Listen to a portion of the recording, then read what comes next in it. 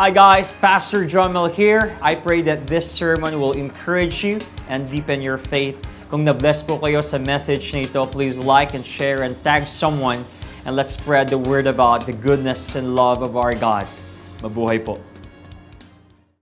Good afternoon everyone! And welcome back sa ating pong 1 p.m. service.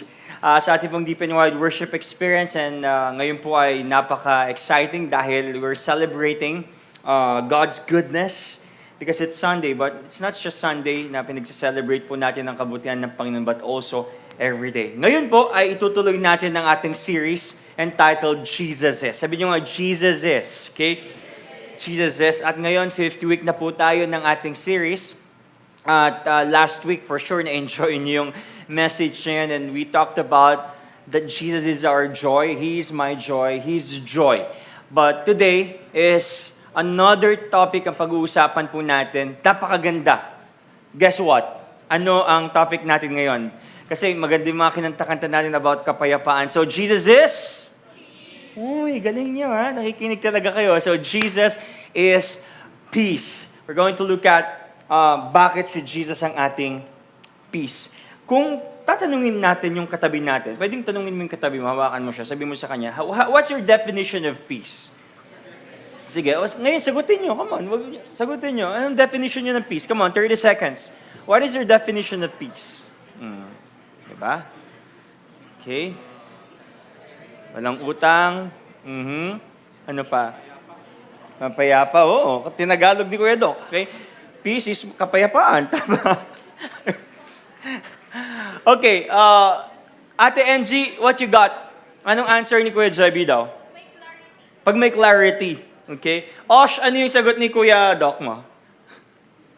Did he answer? Ha? One piece. Grabe. Ate Mav, ano yung nakuha mong sagot? Jesus, wow, napaka-spiritual, alright? So that's what we're going to look at. Alam niyo po, kung bakit ko tinanong kung anong ibig sabihin or definition ng peace sa ating lahat, marami tayong mga kahulugan or definition pag sinabi na, okay, what is peace? So yung iba, ang definition ng peace is world peace. Di ba? Ito yung mga answer ng mga Miss Universe or ng mga Miss Paniki, di ba? Sila AA, ito yung mga answer nila. I want a world peace. Yan yung mga sagot nila. Sa ating kultura po, pag sinabi natin peace, ibig sabihin is it's the absence of conflict or war. Or maybe kapag may peace daw, dapat stable yung lugar, dapat tahimik, dapat mapayapa, walang drama, walang korupsyon, diba? So, yun yung peace natin. And in our culture, especially pag millennial ka or Gen Z, kapag tinanong, anong definition mo ng peace? Ang definition natin is expressed as self-care. As long as mahal ko yung sarili ko at walang drama sa katabi ko at okay yung environment ko, that's peace. Walang toxic sa trabaho namin, sa opisina, walang nampa-power trip, that's peace. Sa bahay namin, masaya yung mga magulang ko, bati kami ng kaibigan, ng kapatid ko, at kumakain kami, that's peace. Or maybe you cut off those toxic people from your life, that's peace. At dapat good vibes only. And yun ang definition natin ng peace. But whether we like it or not, pag sinabi natin, Kuya Jom, Pastor Jomel, di ba pag sinabi natin peace, it's all about world peace? But I want to break the news. Gusto niyo ng real talk? Gusto niyo ng real talk? World peace won't happen. 5, 4, 3, 2, 1. Ano daw?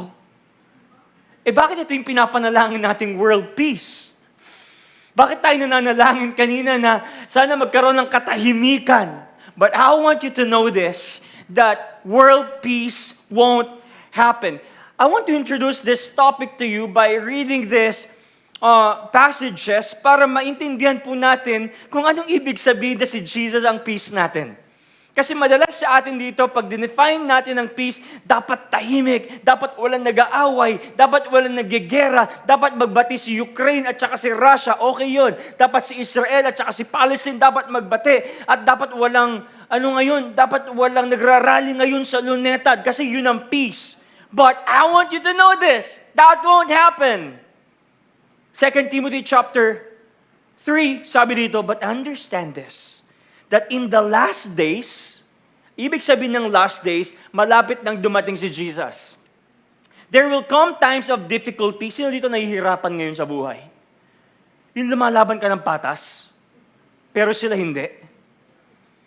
For people will be lovers of self, lovers of money, proud, arrogant, abusive, disobedient to their parents, ungrateful, unholy, heartless, unappeasable, slanderers, without self-control, brutal, not loving good, treacherous, reckless, swollen with conceit, lovers of pleasure rather than lovers of God.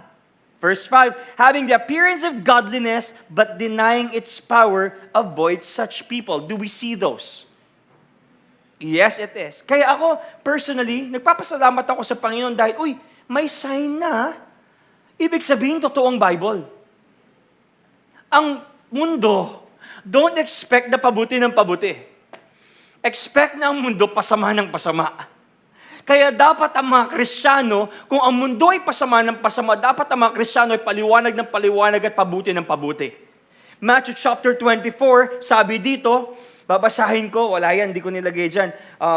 But sabi dito sa Matthew chapter 24, verse 6, and you will hear of wars and rumors of wars.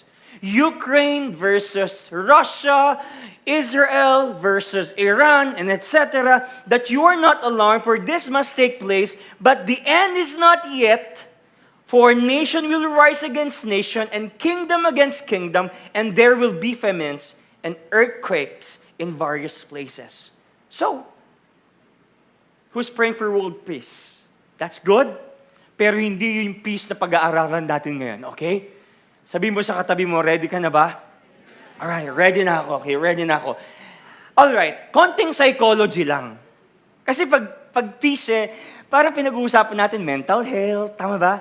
Depression, anxiety, di ako makatulog paggabi, tapos kasi mayroon siyang katabi, di ba? So, yun yung mga isipan natin. So, kailangan natin ng konting psychology to. Okay, Jesus is peace. Dadanin ko kayo sa psychology. I'm studying psychology right now. Maraming mga psych students ngayon dito. Pero sabi ni psychology, dinefine niya ang peace as this. Peace as a state of calmness, free from stress and conflict, marked by inner tranquility. Ibig sabihin ng tranquility is peace and balance. Yan ang definition ni psychology. So pag sinabi natin psychology, ang definition niya, it's all about managing our emotions, regulating our emotions and managing our anxiety. So, for example, parang hindi ako makatulog paggabi, bigla akong pumayat, tapos nag-overthink ako, okay, probably you will be diagnosed as depressed. Okay? So, for example, ang trabaho ng psychology, ginagawa niya yung utak mo na maging mindful. The secret here is maging aware ka. Kaya di ba pag yung nagagalit ka, gusto ko na susuntukin, teka. Deep breath. Kasi ang trabaho ni psychology, maganda maging aware ka. Kasi pag hindi ka naging aware, sasapakin mo agad yan. So ngayon, deep breath.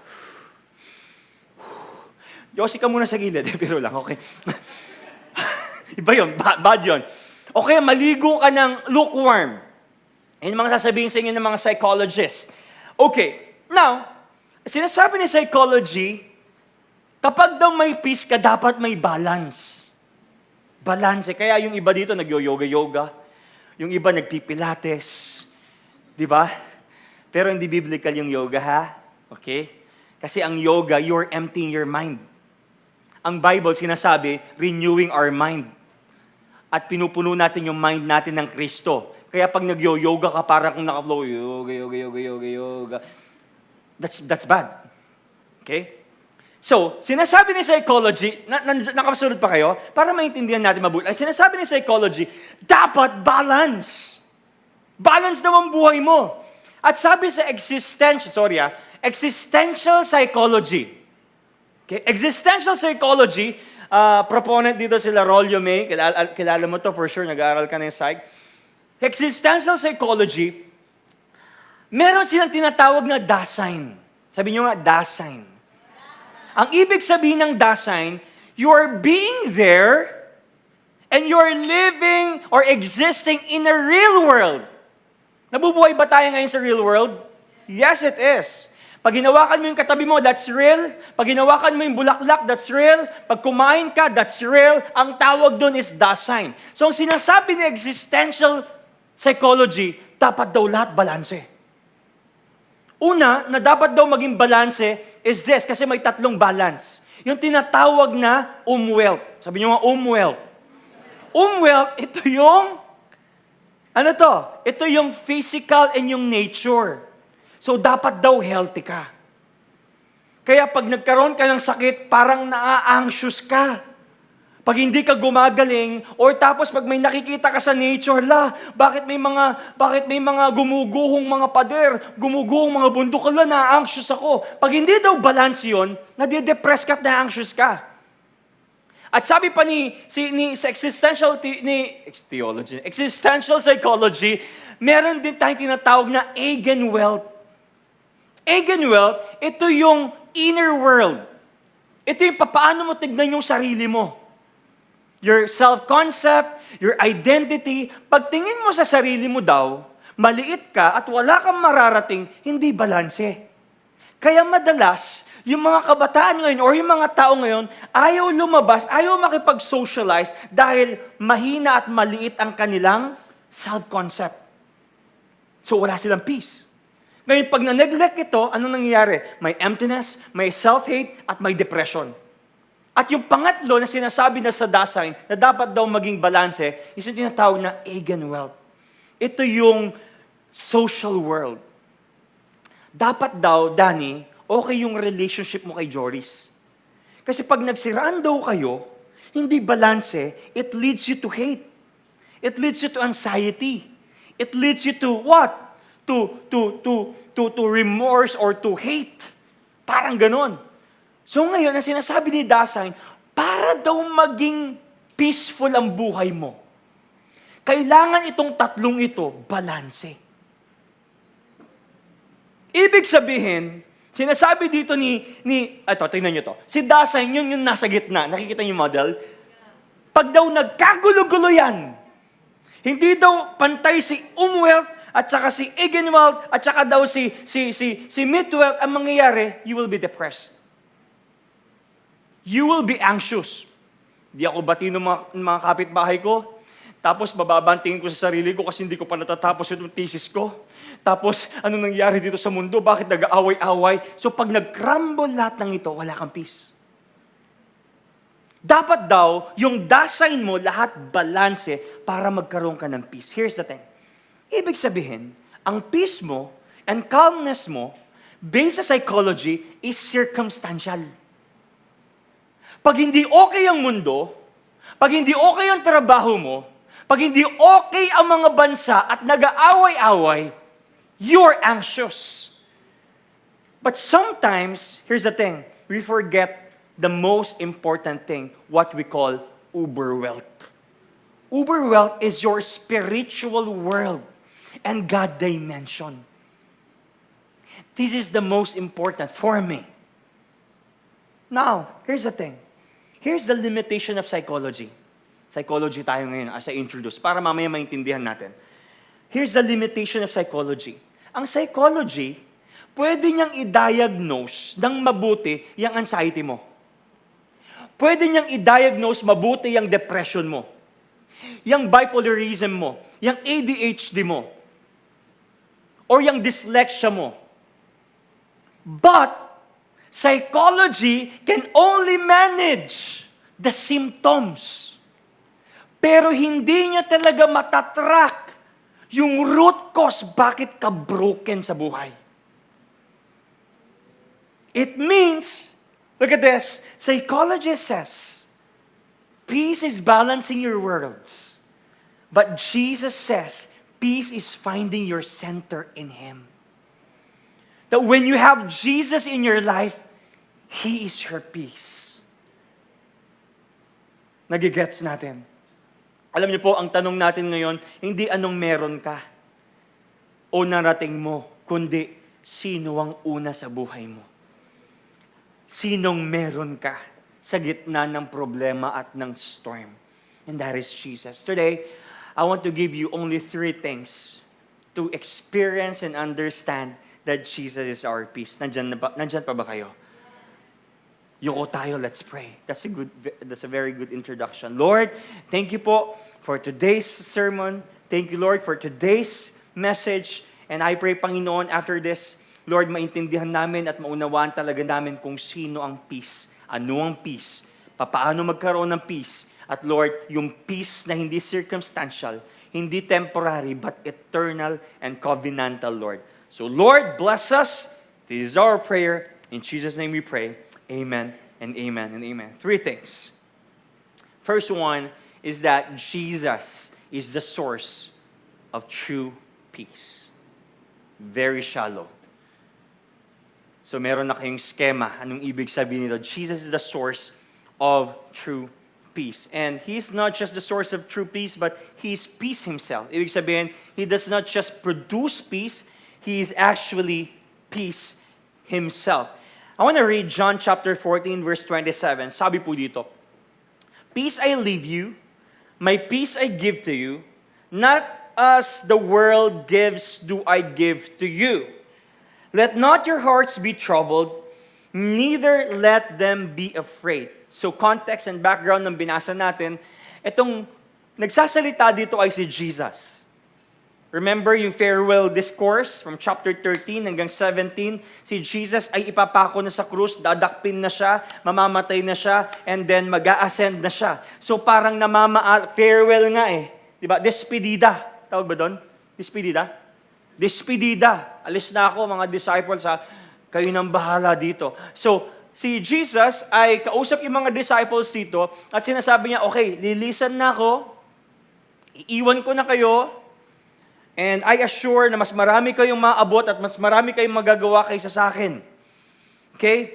At ito yung sabi ni Jesus, "Peace I live with you, my peace I give to you, not as the world gives I do give to you. Let not your hearts be troubled, neither let them be afraid." I want you to underline that word peace. Sabi niyo nga, peace.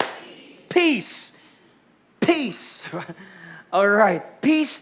Sa Greek, ang ibig sabihin niyan is Irene. Meron ba dito pangalan Irene? Ang ibig sabihin ng pangalan mo Irene is peace. So every time you call Irene or Irene is your peace. Ngayon, pag sinabi natin peace, kasi ang konsepto nga natin kung bakit ko dinefine yung psychology, yung world peace, yung Bible na binasa natin kanina, kasi ang definition natin ng peace sobrang babaw.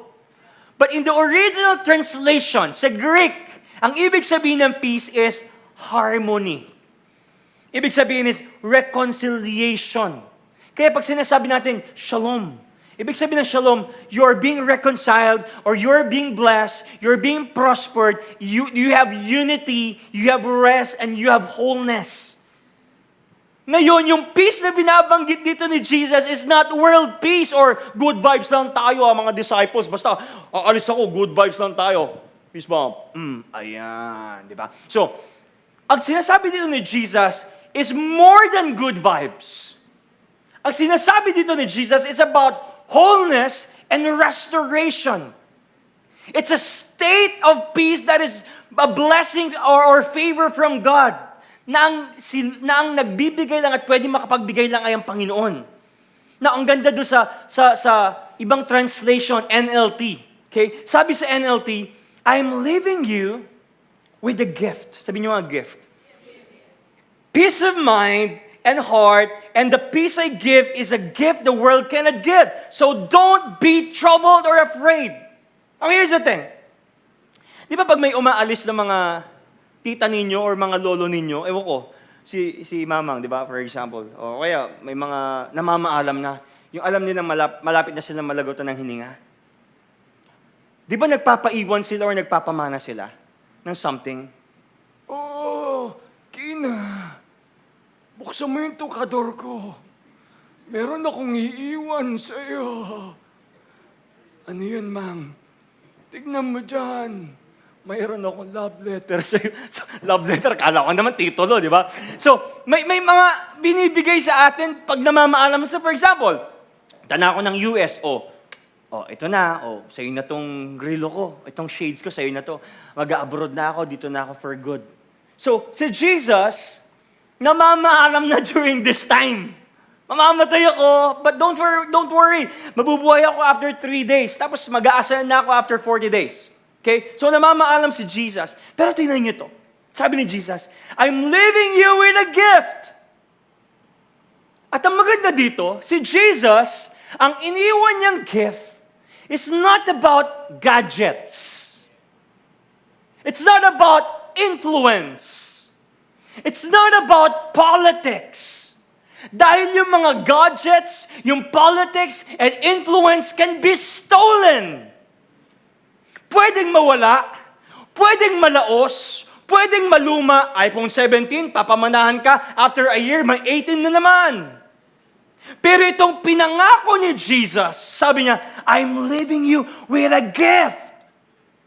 So Jesus left them, what?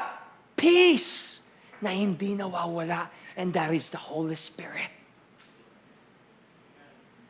So, si Jesus po, yung prinamis niya dito ay hindi world peace. Kasi ang world peace malabong mangyari.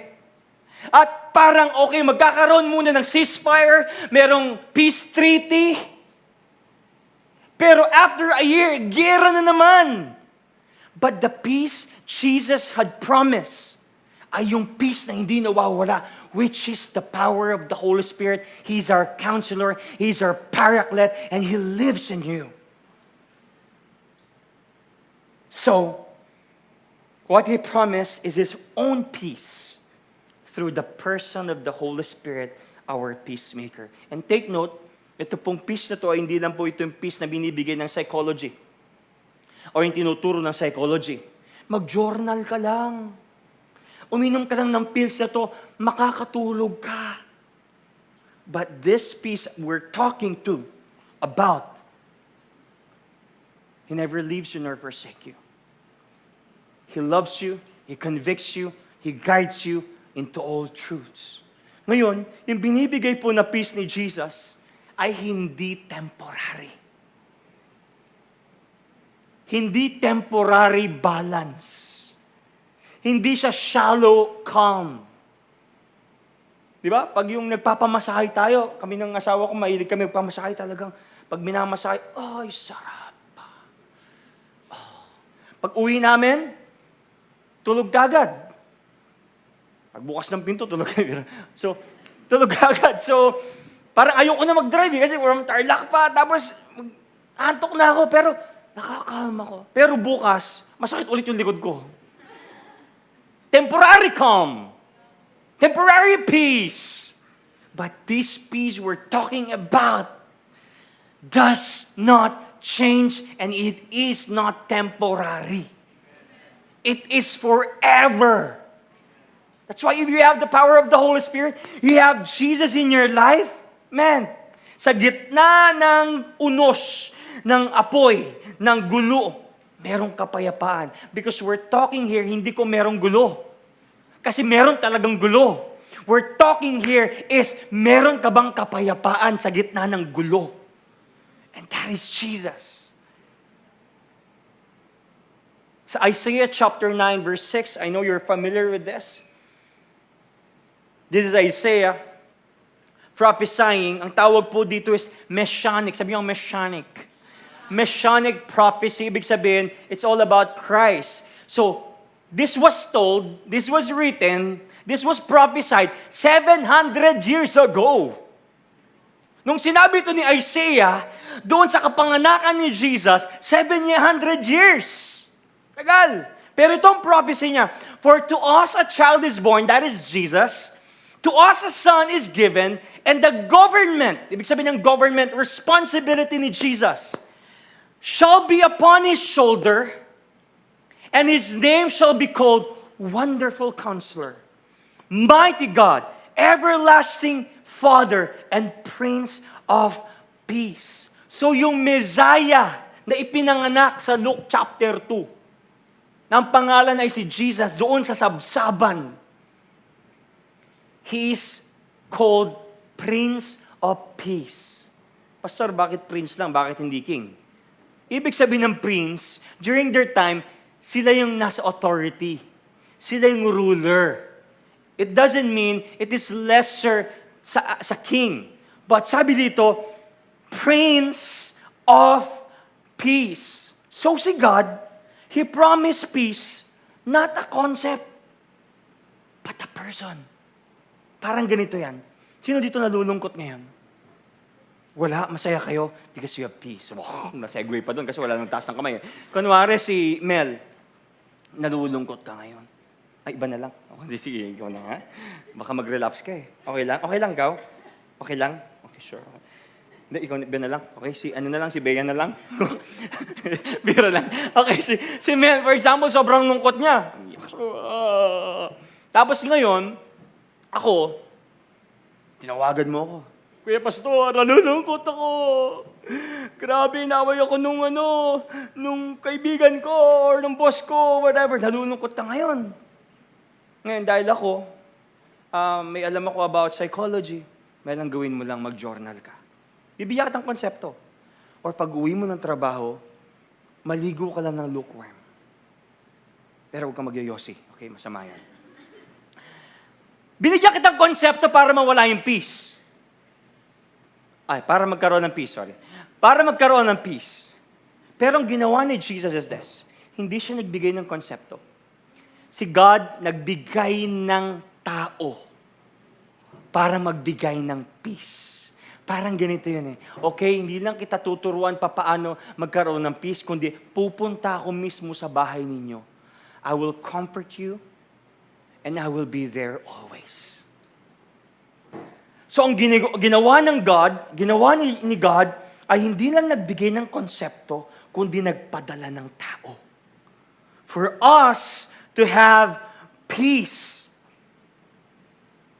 Pinadala niya si Jesus. Nagpadala siya hindi ng konsepto, kundi ng tao, and He is our wonderful what?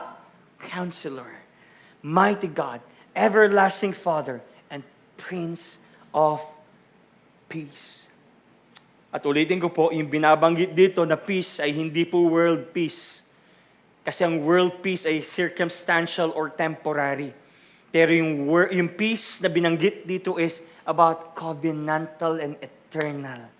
Na kahit may gyera, na kahit nagrarally ang mga tao, na kahit ginagawan tayo ng kasamaan at ninanakawan tayo, there's peace in your heart and in your life because Jesus is in you. Amen? Sabi po dito, peace is not the absence of problems, but the presence of Christ in the problem. Alam niyo po, pag Kristiyano kayo, tatapatin ko kayo at I just want to break the news. No? Pag naging Kristiyano po kayo, sa totoo lang, masusubukin kayo ng Panginoon. Akala nyo ba dahil nag-born again kayo at nag-Christian kayo at naging believer, follower kayo ng Panginoon na mas magiging tahimik yung environment ninyo? Hindi. Given na hindi mas magiging tahimik yung environment ninyo, ngayon, Christians are being gaslight. When you speak the truth, ikaw ang masama. Bakit? They're fighting for relative truth. Kung ano yung tama sa amin, pues, kayong sumama dito. You're being gaslight. You're being attacked. But here's the question. Yes, you're being persecuted. You're being attacked. The question is this. Meron ka bang kapayapaan? Because given na sa isang Kristiyano, literal, emotional, intellectual, you will be attacked and persecuted. But the Bible says, you have the Prince of Peace. And His name is Jesus. He's inside of you. He's inside of you. So, your conviction dapat hindi mabawasan because somebody's attacking you or somebody is gaslighting you. Lord, I will preach the truth. Because I know what I'm fighting for is not just about truth. It's absolute truth. It's not just about relevant truth or factual truth. Noong 1969 daw ay si Neil Armstrong ang unang tumungtong sa buwan. Pero ngayon may mga evidences hindi pala. Factual, based sa evidence, based sa research. But what I'm preaching is about absolute truth. It does not change. It cannot be altered because it's absolute truth. Nandyan pa ba kayo? Masyado bang malalim yung mga tinuturo natin? Babawan natin? Ang susunod sa A. Oh, buhay pa ba kayo? Palakpakan naman natin si Lord, alright? Number 2, thank you so much. Number 2, Jesus is the peacemaker between God and man. There's a story. May isang presidente. Pakita mo nga yung picture. May isang presidente. Yan. May isang presidente nag-i-speech siya. He was giving his speech sa mga constituents niya, maybe SONA. At sobrang tuwang-tuwa yung mga nakikinig sa kanya. At yung speech niya sobrang importante. At hindi lang importante dahil ito yung magbibigay ng hope at magbibigay ng kabuhayan, ng livelihood, and ng mag-show ng future ng kanilang bansa. And then all of a sudden, habang nag-i-speak yung kanilang presidente, talagang tuwang-tuwa, talagang walang korupsyon, di ba? Talagang susugpuin natin ang korupsyon, di ba? Talagang ikukulong natin ang mga korap, di ba? Aayusin natin ang bansa natin, whatever. So, nag-i-speech siya. And then all of a sudden, biglang namatay yung mic niya. At kaya pala namatay kasi natanggal, napatid yung wire. So ngayon, syempre yung lineman doon, wala siyang magawa, kundi magsakripisyo. Hinanap niya yung mga line na naputol, hinawakan niya, tapos kinuha niya yung dugtungan at siya yung naging conduit nung linya. Nanginig siya. At nakapagsalita ulit yung presidente. So bigla, 5 seconds namatay, tapos kinuha ng lineman, siya yung naging mediator, namatay siya, pero natuloy yung speech, natuloy yung pagsasalita ng presidente at naririnig ng buong tao yung sinasabi ng presidente. Ganun ang ginawa ni Jesus. Pinagdugtong niya yung gap between man and God, so that many people will experience and hear the hope. In 1 Timothy chapter 2 verse 5, sabi po dito, "For there is one God, one mediator, who can reconcile God and humanity, the man Christ Jesus."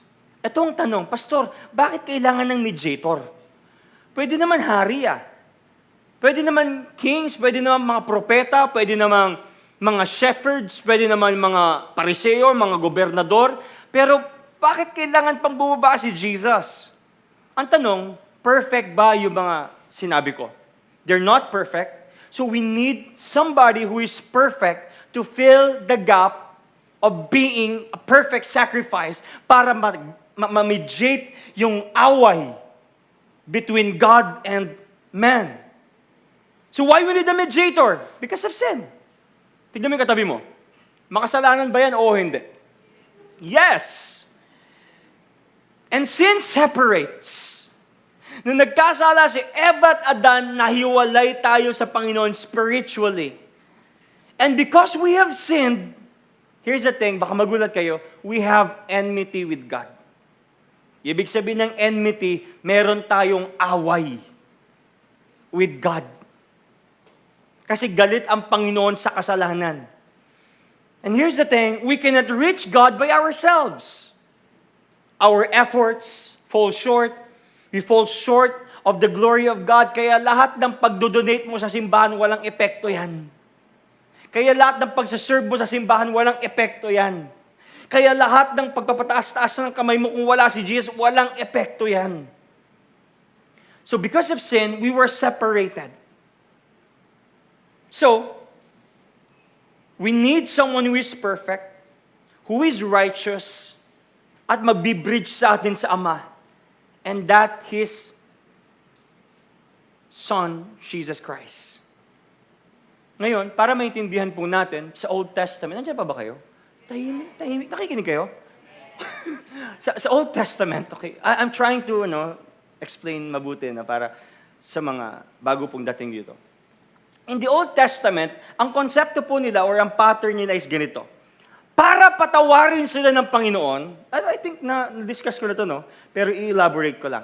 Sa Old Testament pattern, under the Old Covenant, ang ginagawa ng mga tao during their time ay nagbibigay sila or nag-aalay sila ng sacrifices.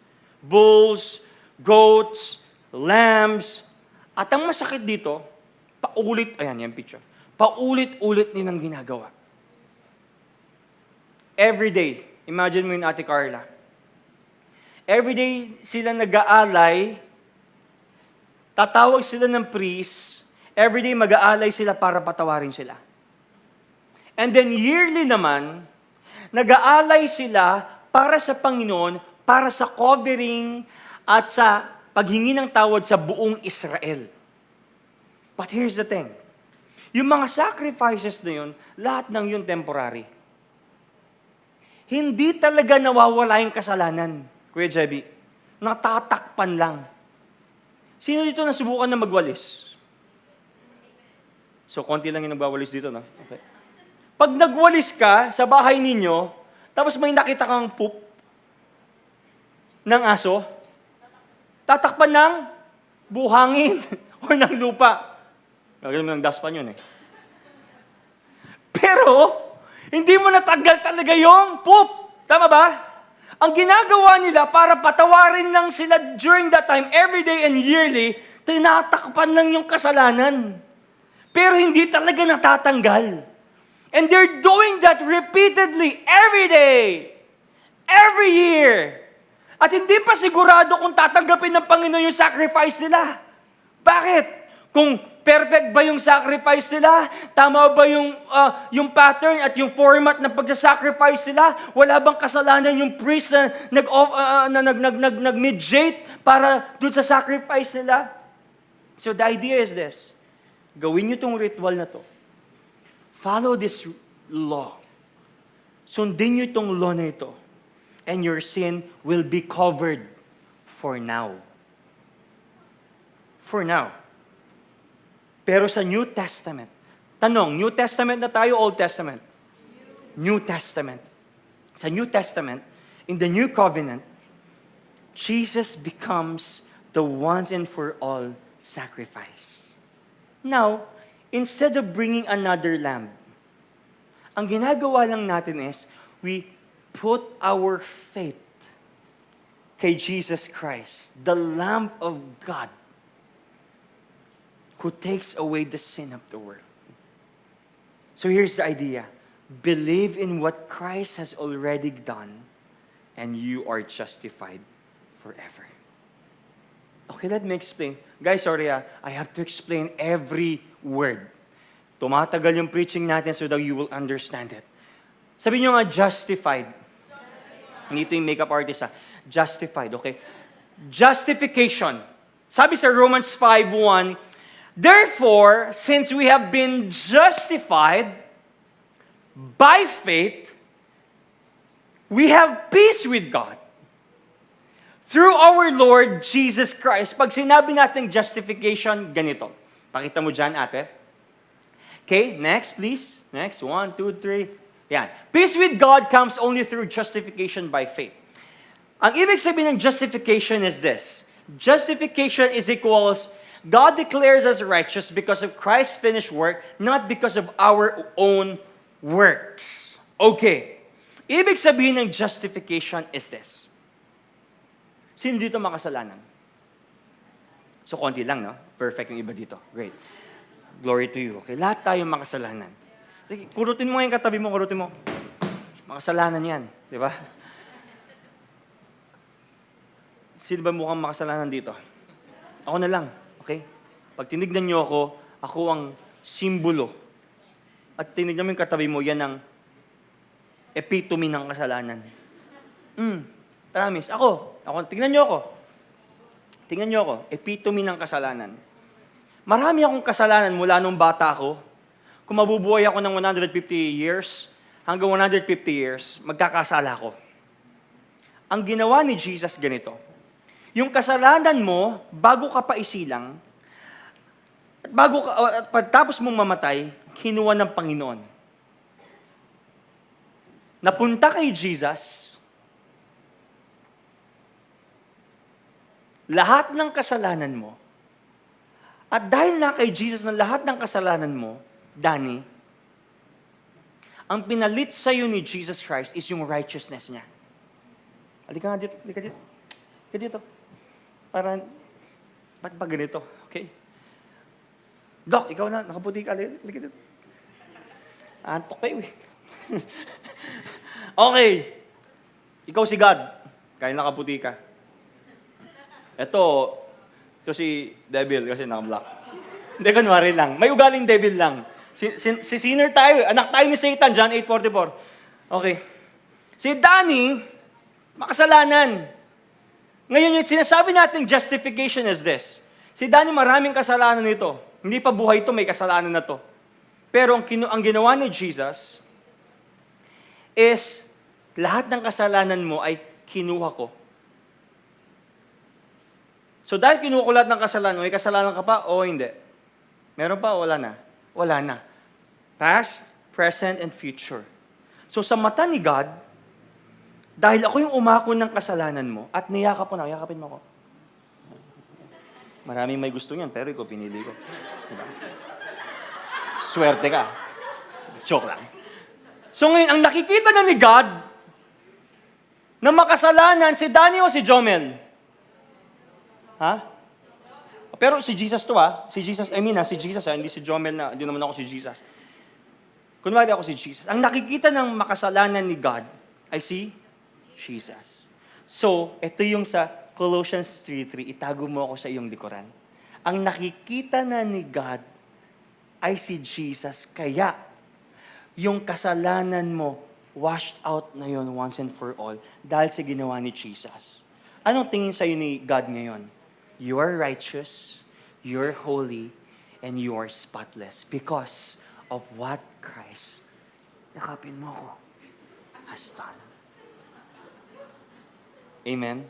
Ang saya, hindi pa tapos. Ngayon, ang sabi dito, therefore, since we have been justified by faith. Okay, by faith. Pag sinabi natin by faith, akin na yung cake na yan. Okay? Tikman natin. Masarap. Pag sinabi natin by faith, hindi yung faith ang nagliligtas sa atin. Yun ang instrumento para maligtas tayo. For example, ano ang instrument mo para masalot mo to? Kamay. That is our faith. Pero ito yung gift ni Jesus para magkaroon tayo ng salvation. Ngayon, wag mong ipalad yung kamay mo. Wag mong ipalad, iganyan mo lang. O paano yung isasaluit kung wala siyang faith? So ang gagawin mo, dahil may instrument ka, which is faith, ipalad mo yung kamay mo, you receive justification. This is the gift of God through Jesus Christ sa ginawa niya sa cross. And now you are saved. Sabi ng Panginoon, John 14:16, no one comes to the Father except through Jesus. Through Jesus. He is the way, the truth, and the life. So because you have faith, our object of faith is Jesus. And now you are justified. You have salvation. You're forgiven. You will have fellowship with the Father forever. So, pag binasa natin ito, therefore, since we have been justified by faith, we have peace with God. Kung bakit tayo nagkaroon ng kapayapaan dahil sa ginawa ni Kristo. That is what we call peace. Peace with God. Amen. Kaya yung peace, for example, ganyan ka lang. Yung peace, for example, na sinasabi natin magpamasahe tayo, magpa-therapy tayo, maganda yon. But those are temporary. But this peace we have from Jesus will result to an ending and eternal and covenantal peace because of Jesus Christ forever. That is true peace. Do you get it? Ba na kayo? Thank you so much. Balik mo yan, Daniel. Okay? Tandaan niyo po to. Tandaan niyo po to. The greatest war in your life is not with people. Hindi yung kapitbahay ninyo. Sa totoo lang. But with God and Jesus already won that war for you. Kasi nga may enmity eh. Ibig sabihin ng enmity, hindi yung napikon si Lord dahil nagalit siya, napikon. Galit ako sa'yo, napikon ako sa'yo. Hindi. Yung galit ni God, that is holy wrath, na ibinuhos niya kay Jesus Christ doon sa cross. So that, nakalagay dito sa Isaiah 53:5, but He was pierced for our rebellion, crushed for our sins, He was beaten so we could be, ano yan? Whole. In other translation is peace. He was whipped so we could be healed. Ano to? Prosperity gospel ito? Dahil sa ginawa ni Kristo, gagaling ako sa cancer ko. Hindi to physical. It's spiritual. Kasi minsan pa nagko-communion tayo, di ba? Hawakan niyo yung may sakit sa inyo. At gamitin natin tong verse na to, gagaling tayo. Hindi. This is all about spiritual. That we are being reconciled with God. Now, in a broader context, pwede ba gamitin to physical wholeness? Yes. Pagdating natin sa heaven. Kasi magiging buo tayo. Dito may sakit, pero pag nasa heaven na tayo, there will be no pain, sabi sa Revelations. No tears. Wala nang COVID. Wala nang chismosa. Wala nang toxic people. Wala nang corrupt. Wala nang mga buhaya. Dahil meron tayong eternal peace. And we were reconciled with the Father.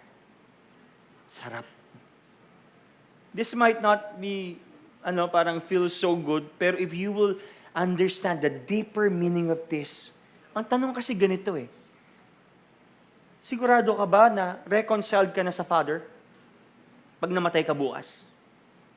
You may have 1 billion pesos today, and tomorrow you will die at wala kang eternal peace, which is your fellowship with the Lord, salvation. But if you understand this, Lord, wala man akong 10 billion pesos ngayon. But I know, and I'm assured, na meron akong kapayapaan pagbukas na wala ako. That is peace. Sino dito walang kapayapaan bukas kasi wala kayong kakainin or pan-tuition bukas? Ako, mababalisa ako. Ang bihira. Tuition na naman ni may allowance na naman si Brennan at saka may project siya. Paano ito? Saan nakukuha nito? Hindi na ako kakain. Ma-anxious ako. Pero kapag alam ko, nandiyan naman si Doc, magbibigay sa akin. O kaya kay Brennan, may peace ako. So tomorrow, if I'll die, I'm assured that I will be in heaven. And that is peace. Tanungin mo yung katabi mo, sigurado ka ba kung saan ka pupunta? Sa purgatorio po. Walang purgatorio. Walang purgatorio. Nakalagay sa Bible, impyerno lang o langit. At kapag nasa impyerno ka na, the Bible says, you cannot cross over from hell to heaven. Tanungin mo yung katabi mo, magkikita ba kayo ni Satanas o ni Lord? Sino kayo makikita mo? O itatakwil ka ni Satan dahil sobrang sama mo? Parang sa bubblegum yun 15 billion ang ninakaw. Hanggang 10 billion lang ang maximum. Sobrang sama. Baka palitan niya ako.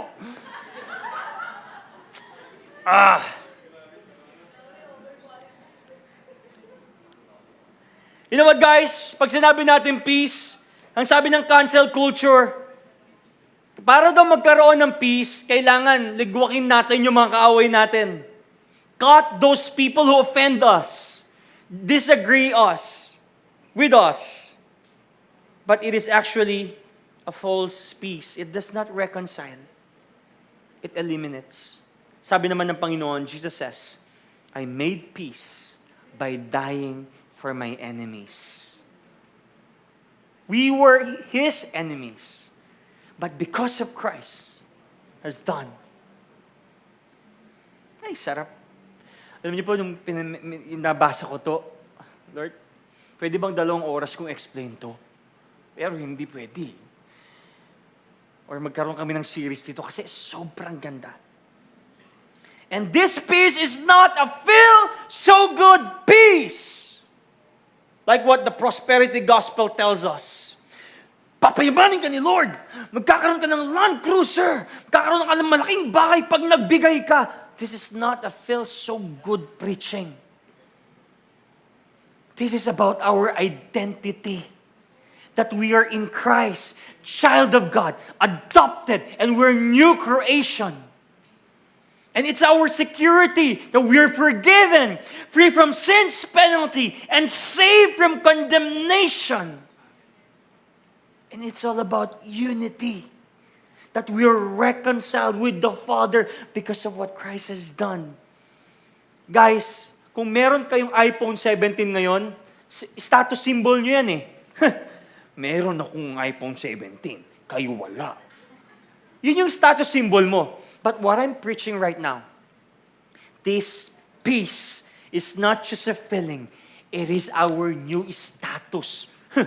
Anak ako ni Satan dati. Ngayon, anak ako ni Lord. That is a new status. Alam niyo minsan, pag yung nagsi-CR ako, nagwiwiwi ako, malikot ang isip ko eh. Malawak ang imagination ko. For example, may bowl dito, tapos may nakita, kila Pastor CJ last time, merong parang butas doon. Alam niyo yung daluyan ng tubig, kung saan nasushoot yung mga tubig pag nag-overflow. May nakita akong tubo doon. Ano kayong feeling nung nakatira dyan, no? Sabi ko. Hindi, di ba may mga ipis doon? May mga, ayaw ko, ano mga creatures doon? Habang nagsisira ako, ano kayong feeling nung pag mga nakatira dyan, no? And I can relate. Ano kayang feeling, Lord, ulit, na mapunta ka doon sa darkness na buhay mo? Can you imagine that? I can't really imagine. I lived in darkness. I lived, okay? I have lived, okay? I lived before sa underworld. Talagang bakbakan. And I can't really imagine na babalik pa ako ulit dun. Ayoko na, Lord. That's why I was called child of God. I'm adopted. I'm a new creation. That feeling is not just feel so good. Because that feeling is so great. Nawala ako dun sa lugmok. Sa kumunoy ng kasalanan. And that is my status. That is our status today. That you're a new creation. Andyan pa ba kayo? Meron pa akong 5 minutes. And since meron na tayong good relationship kay Lord, that peace over. Sino dito may naniniwala na meron siyang Jesus sa buhay niya? Naniniwala po ako. Since we have a good relationship kay Lord, that peace overflows to our relationship with other people. That's why, point number 3 as I end, Jesus brings peace into our relationships and future. Alam niyo po, tignan niyo to. Maganda ang relationship ng ama at saka ng son eh. At dahil maganda yung relationship nila, sumunod yung anak sa will ng Father, mamatay and then mabuhay, so that we have light and salvation and forgiveness if we believe. Ang ganda nun. Parang ganito yan.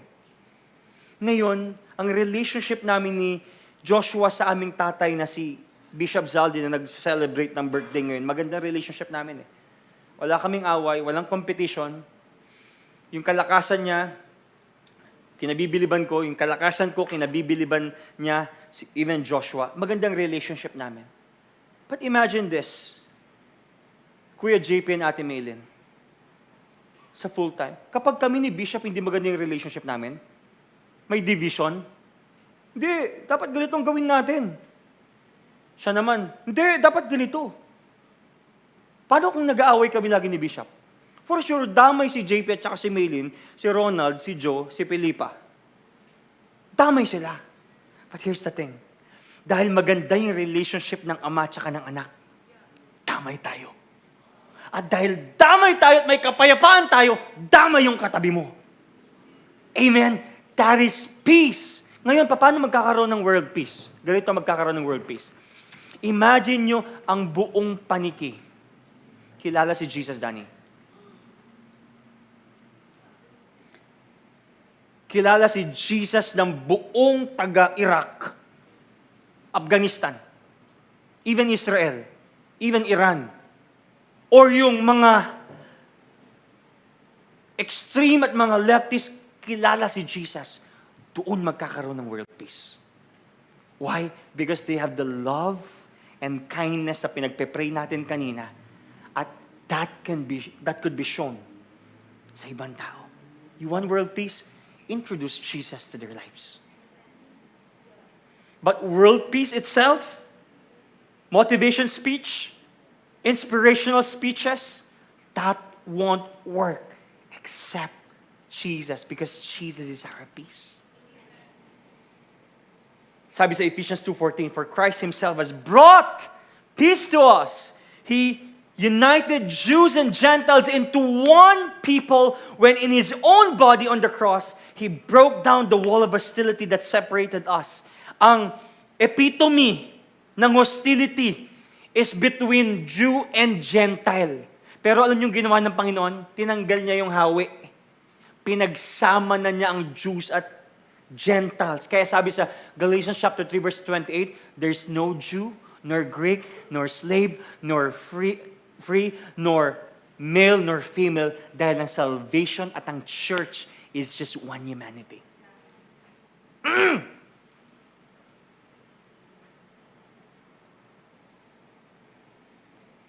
Psalm 133:1, sabi ni David, how good and pleasant it is when brothers dwell in peace and in unity. Imagine nyo ang buong Bethany. Imagine nyo, for example, yung mga color pink, color red, color green, may rainbow, okay? Pag pinagsama-sama to, at mayroong unity, how good is that? Alam niyo bakit sinulat ito ni David? Kasi siya yung psalm dito eh. Sinulat niya to kasi na-experience niya first-hand yung pain ng division. Tribal conflicts. Yung mga kasamahan niya, he was thinking of stoning him. Imagine mo bata mo, train mo, pinag-investan mo, tapos babatuin ka hanggang sa mamatay ka. Sakit para kay David yun. Hindi lang yun.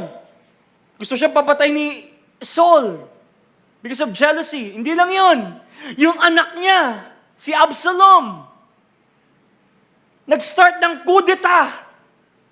Na-divide yung nation, nagkaroon ng civil war because of division. That's why when he wrote this, sabi niya, how good, di naman ganun, how good and pleasant it is when brothers dwell in unity. Ito rin yung prayer ni Jesus. Bago siya dakpin, John 17:20-23. I am praying not only for these disciples, but also for all who will ever believe in me, the future church. I pray that they will all be one, just as you and I are one. Because Jesus and the Father, sila yung best model when it comes sa unity at peace. I pray that they will all be one, just as you and I are one, so that the world will believe you sent me. Alam nyo guys, kapag may kapayapaan, tayo kay Kristo, damay yung katabi natin. At kapag lahat ay merong unity at kapayapaan, maniniwala ang buong mundo, anak sila ni Lord. Matthew 5:9. Blessed are the peacemakers, for they shall be called sons of God. Pag Kristiyano ka na, hindi na ikaw yung nagsisimula ng trouble at ng chismis. We are the peacemakers because we have received the peace of Christ. Sabi mo sa katabi mo, Amen. Tingnan nyo to. Para maintindihan natin. Okay? Jesus finished work. Okay guys, para sa mga bago po to be politically correct, pag sinabi natin Jesus finished work, yung ginawa ni Jesus sa cross. Namatay, dumanak ang dugo, sinaktan, Isaiah 53:5, and then nabuhay muli. That is Jesus' finished work. At dahil tinanggap natin yung finished work ni Jesus, is equals to what? Peace with God. Kaya sabi mo sa katabi mo, abay na kayo ng Father. Because of Jesus. At dahil may peace ka na with God, is equals to peace with others. Alam nyo, sa akin yung mga taong mahilig mang-away, hindi pa talaga nila nararanasan yung tunay na peace sa Panginoon. So, nagpo-progress po tayo, no? Pero if you continually and progressively starting troubles, maybe you haven't found and understood the peace and the love and the kindness, the mercy and grace, Jesus. Pero, dahil meron na tayong peace with God, look at this, that will result to peace with other people. Kaya pwedeng akbayan mo yung katabi mo, sabihin mo sa kanya, peace be with you. Peace be with you. Sabi ni John Piper, favorite theologian ito ni Van, sabi niya, nag-email sa akin, God is most glorified in us when we are most satisfied in Him. And that satisfaction produces peace with others. Sino nasa-satisfy sa presensya ng Panginoon? And that will result peace with other people. Sarap. That's why, bago ako magtapos, pwede bang patayuin ko na kayong lahat? Habang nag-emote na tayo at na-internalize, ganun pala ang peace, no? Ako po, naniniwala ko ng mga Kristiyano. Sabi dito, okay? Pwede bang sabay-sabay natin basahin? Sabi dito, next slide please. 1, 2, 3, go.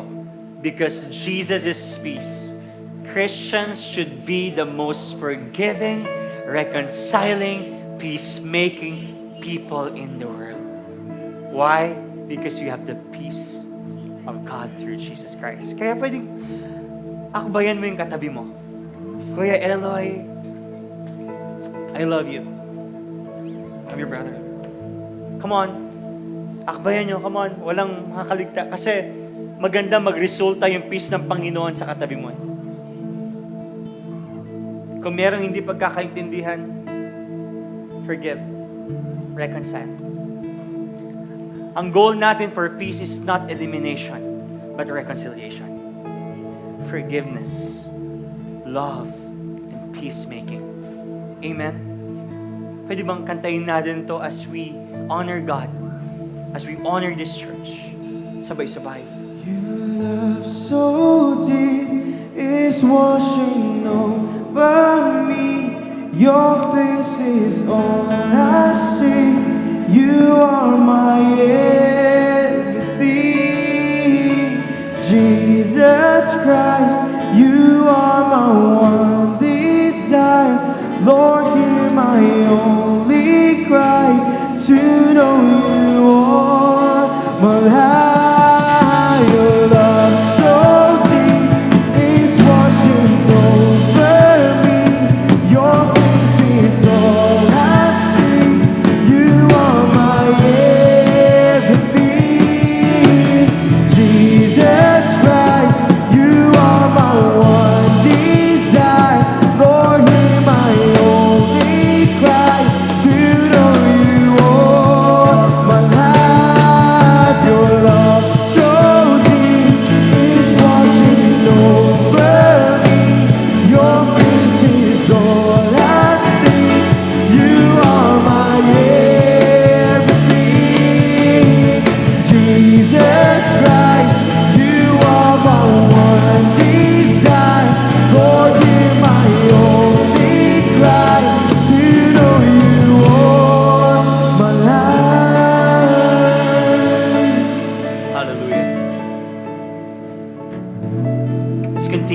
presence. Continue to worship God, the presence of God. And right now, I know sa atin po dito, tanggap na natin yung kapayapaan galing sa Panginoon through Jesus Christ. But I feel like some of you here, maybe hindi nyo pa napapatawad po yung sarili ninyo. Maybe you are battling with anxiety. Maybe you're battling with depression. Maybe you're battling with guilt kung di ka makabalik sa Lord, makapag-serve ulit. Maybe you're ashamed. But don't forget this, na yung peace with God ay hindi nagtatapos doon, kundi may tinatawag tayong peace within. That as you love God, He comforts you. He guides you. If you're anxious about your tomorrow, Jesus said, don't worry. Let tomorrow worry itself. Because Jesus is inside of you. And it's good to know. It's good to know na ang Panginoon ay nasa akin nakatira. And He guides me. He loves me. He convicts me. He rebukes me. And He gives me power and confidence to bounce back. So if that's you, I just want to remind you that peace is available. That peace is available in your life through Jesus. Available in your finances, available in your studies, available most especially sa inyong spiritual. So right now, why don't you talk with the Lord? Lord, I know hindi pa ako sobra-sobra, pero Lord, I'm content. I'm contented, Panginoon, sa kung anong meron ako. And I have peace. And top yourself. Top yourself. Jomel, you can make it because the Lord is with you. Like Joseph. Like Joseph. The Lord is with me. The world meant it for evil, but God meant it for good. In Jesus' name. Can you just lift up your hands together? Oh Father, I speak the blessing of peace. I speak the blessing of God.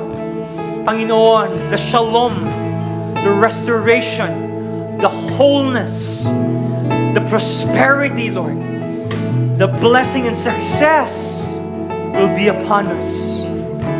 Yes, primarily spiritually, Panginoon, but Lord, I believe soon, kasama po, Panginoon, ng physical. But I believe we will enjoy that peace, that calm, that is coming from you. And that peace is not temporary. That is eternal. That is covenantal. That is forever. Your face is all I see. You are my everything.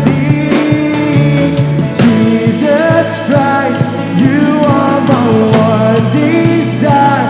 Lord, hear my holy cry to know you all my life. Your love so deep is washing over me. Your face is all I see. You are my everything.